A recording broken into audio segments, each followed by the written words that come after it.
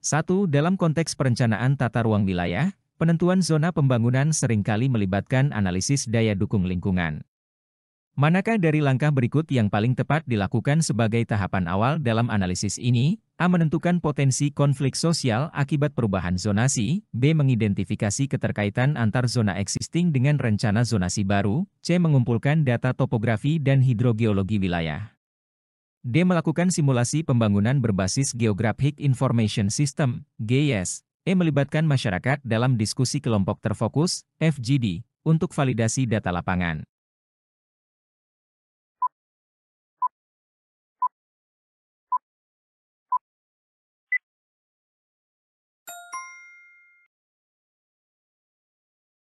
Sebelum merencanakan zonasi pembangunan, sangat penting untuk memahami kondisi fisik dan lingkungan wilayah tersebut. Data topografi memberikan informasi mengenai bentuk permukaan tanah, ketinggian, dan kemiringan yang sangat penting untuk merencanakan pembangunan yang tidak merusak kondisi alam.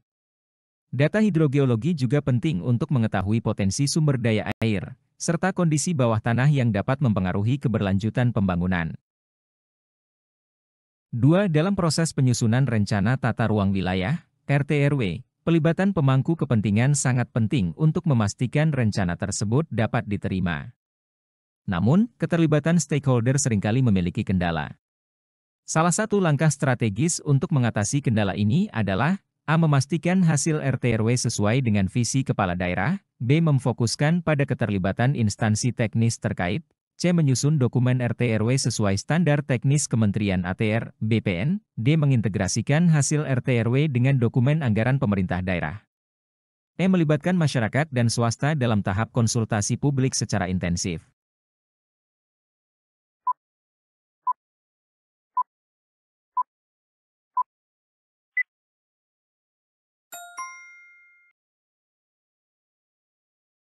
Konsultasi publik yang intensif memungkinkan semua pihak yang terpengaruh, baik itu masyarakat, swasta, maupun instansi terkait, untuk memberikan masukan, feedback, dan opini mereka terhadap rencana tata ruang yang akan disusun.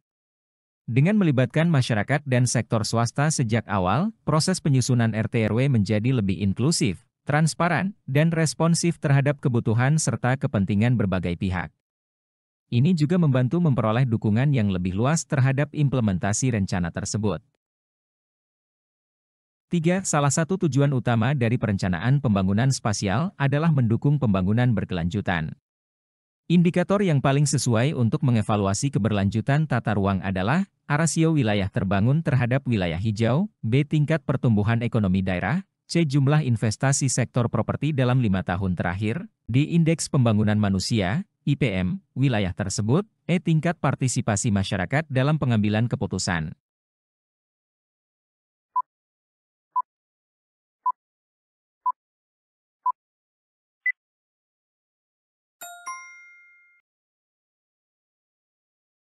Rasio wilayah terbangun terhadap wilayah hijau mengukur sejauh mana pengembangan wilayah memperhatikan kelestarian lingkungan.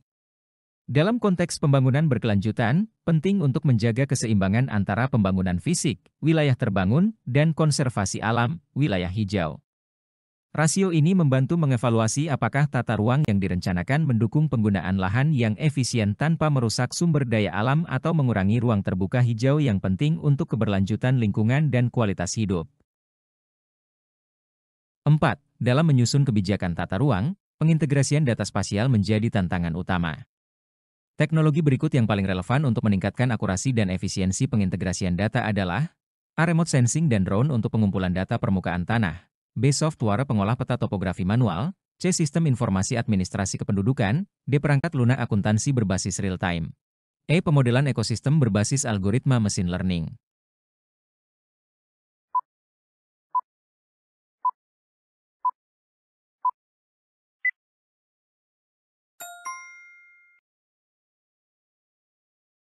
Remote sensing, penginderaan jauh, dan drone memungkinkan pengumpulan data yang akurat tentang permukaan tanah secara efisien dan dalam skala besar. Teknologi ini dapat menyediakan gambar atau data spasial yang detail tentang kondisi geografis, penggunaan lahan, perubahan lingkungan, dan elemen lain yang relevan untuk perencanaan tata ruang. Hal ini sangat membantu dalam memperoleh data yang real-time dan up-to-date, yang sangat diperlukan dalam pengintegrasian data spasial untuk kebijakan tata ruang yang efektif dan tepat sasaran. 5. Dalam penentuan prioritas pembangunan infrastruktur pada suatu wilayah, prinsip pengelolaan tata ruang yang harus diutamakan adalah A. Mengutamakan wilayah dengan potensi investasi tertinggi, B. Memperhatikan distribusi manfaat bagi semua wilayah administrasi, C. Fokus pada percepatan penyelesaian proyek infrastruktur nasional. D. Mengacu pada tren pembangunan wilayah tetangga sebagai acuan, E. Menyesuaikan prioritas dengan anggaran daerah saat ini.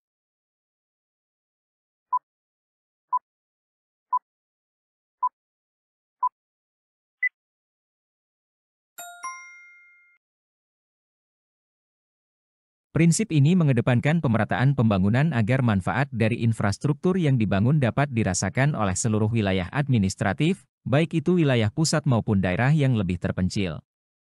Hal ini penting untuk mengurangi kesenjangan antar wilayah dan memastikan bahwa pembangunan infrastruktur tidak hanya terpusat di satu area yang lebih berkembang, tetapi tersebar untuk mendukung perkembangan ekonomi dan sosial yang merata.